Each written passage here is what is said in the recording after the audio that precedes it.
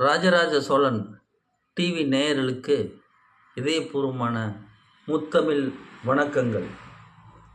இந்த எபிசோடில் நாம் காணவிருப்பது ராஜராஜ சோழன் காந்தலூர் சாலைக்கு எப்படி படையெடுத்துச் சென்றான், எப்படி வென்றான் என்பதை பற்றி சென்ற காணொளியில் நாம் கண்டோம்.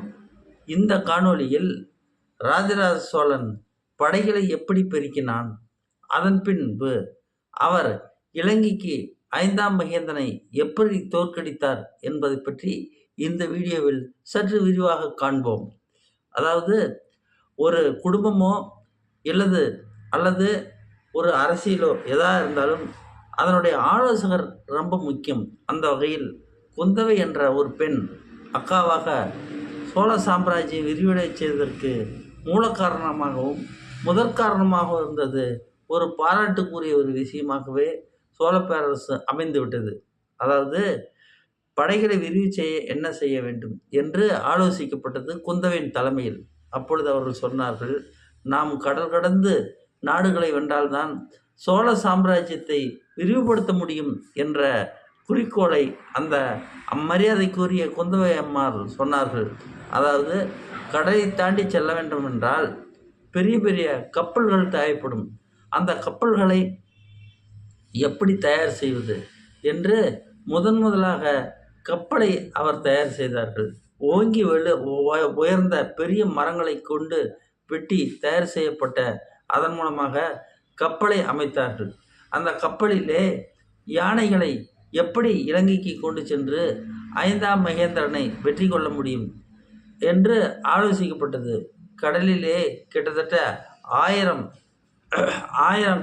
கப்பல்களை தயார் செய்தார்கள் ஒரே டைமில்.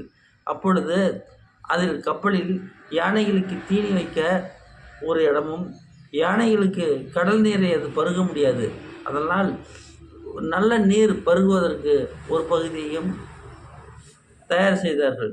அது போடும் சாணங்களை, கழிவுகளை அது கடலிலே கலந்தால் உப்பு நீர் கடலில் இருக்கின்ற காரணத்தால் அது சீக்கிரம் கரையாது என்பதற்காக சாணத்தையும் அந்த கப்பலிலேயே ஒதுக்கப்பட்டது. சரி, 1 மாதம் பயணம் செய்ய வேண்டும். அது யானைகள் மதம் பிடித்து விட்டால் என்ன செய்வது? கப்பல் அதோகதிதான்.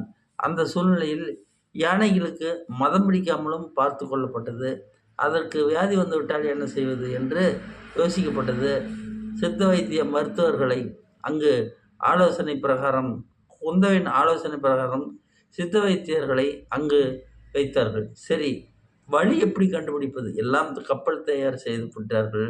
யானை காட்டிலே பிடித்து யானை சண்டை பயிற்சிக்கு பழகிவிட்டார்கள். இப்பொழுது சண்டைக்கு இலங்கைக்கு போகும்போது கடல் வழியை எப்படி கண்டுபிடிப்பது? யாரும் இலங்கைக்கு செல்ல முடியாத ஒரு சூழ்நிலை இருந்த காலத்தில் அவர்கள் ஒரு நுண்ணறிவு படைத்தார்கள். அதாவது சொல்வதற்கு ஆச்சரியமாகத்தான் இருக்கும், நீங்கள் நம்ப முடியாத சூழ்நிலைத்தான் இருக்கும், ஆனால் நம்பித்தான் ஆக வேண்டும். இதுதான் உலகத்திலே முதலாக ஆமைப்படை தயாரிக்கப்பட்டது இந்த ராஜராஜ சோழன் காட்சிய காலத்தில் தான். கிட்டத்தட்ட 1000 வருடங்களுக்கு முன்பே இந்த ஆமைப்படை தயாரிக்கப்பட்டது. ஆமைப்படை என்றால் என்ன? அதாவது ஆமைகளுக்கு 1200 வருடம் உயிருடன் வாழக்கூடிய ஒரு சக்தி மிக்க அபூர்வ நீர் இனம்.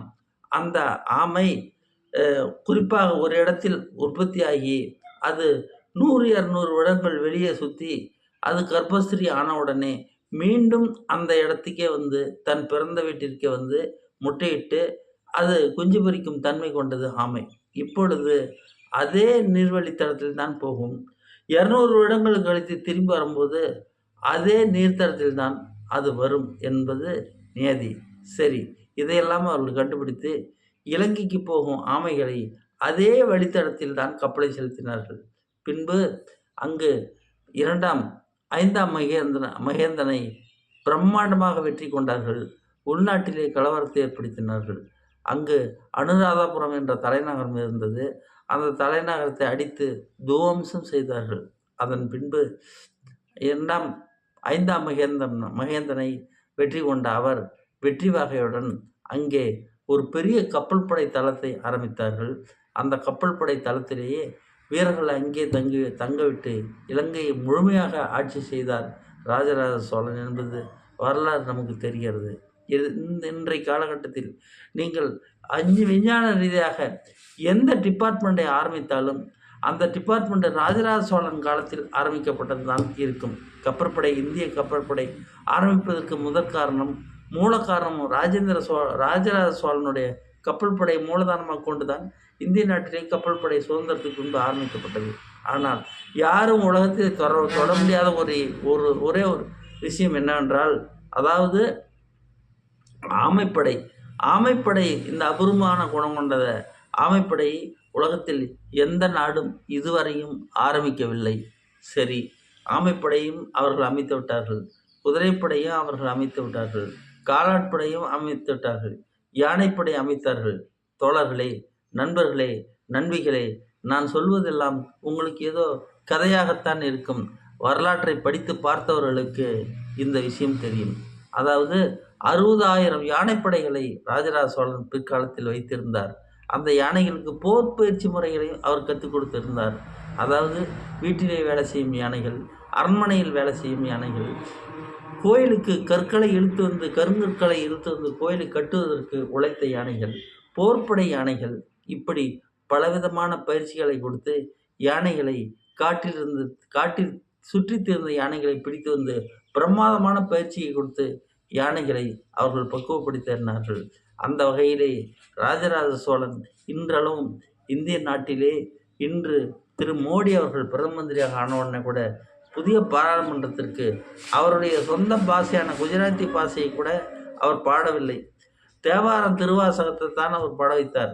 ராஜராஜ சோழனுடைய செங்கோல் இருக்குமிடத்தை கண்டுபிடித்து அந்த செங்கோலை சபாநாயகர் இருக்குமிடத்தில் இன்று அவர் ஆரம்பித்து வைத்தார். தோழர்களே, ராஜராஜ சோழனை அவர்கள் குஜராத்தில் உள்ள திரு நரேந்திர மோடி பிரதம மந்திரி அவர்கள் கூட தெரிந்து வைத்திருக்கிறார், இன்று கௌரவப்படுத்தியிருக்கிறார். அது நாடறியும், நாட்டு மக்கள் அறியும்.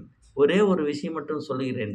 60,000 யானைப்படையா, இதெல்லாம் பொய் என்று தந்தை பெரியாருடைய சிஷியர்கள் மேடையிலே கூவி கூவி கதறுவது நமக்கெல்லாம் தெரிகிறது. அடிமடையர்களே, உலகத்தின் தலை சிறந்த முட்டாள்களே, நீங்கள் வரலாறுகளை படித்து பார்க்கவில்லை, கல்வெட்டை படித்து பார்க்கவில்லை. தெலுங்கை தாய்மையிலேயாக கொண்ட பெரியாரினுடைய சிஷியர்களான நீங்கள் இதைத்தான் கற்றிருக்கிறீர்களே தவிர, ராஜராஜ சோழன் உலகத்தில் 57 நாடுகளை ஆண்டதும், வீராணம் ஏரி அவர் வெட்டி வைத்ததும், அவர் பாட்டனார் வீரநாராயணன் வீராணம் ஏரி கட்டி வைத்தார். இன்றும் பெரியாராகட்டும், திருமாவளவனாகட்டும், கலைஞர் கருணாநிதி குடும்பமாகட்டும், ஜெயலலிதா குடும்பமாகட்டும், சசிகலா குடும்பமாகட்டும், எந்த திரைப்பட நடிகராகட்டும், எந்த விஞ்ஞானியாகட்டும், ஆண்டி முதல் அரசர் வரை அவர் வெட்டி வைத்த வீராணம் ஏரி தனிதான் 60 லட்சம் மக்களுக்கு நீர்த்தாகம் போக்குகிறது என்பதை நாடும் நாட்டு மக்களும் அறிவார்கள். இதைவிட இந்த சிறந்த சேவையை சோழ குடும்பம் நமக்கெல்லாம் செய்தது ஒரே ஒரு முக்கியமான விஷயம்தான். நாம் தமிழர்களாக இருக்கிறோம், ஒற்றுமையாக இருக்கிறோம், தமிழன் என்று உலகத்தில் செம்மொழி என்று தமிழை பறைசாற்றி கொள்கிறோம். அதற்கு மூல காரணம் ராஜராஜ சோழன் தான்.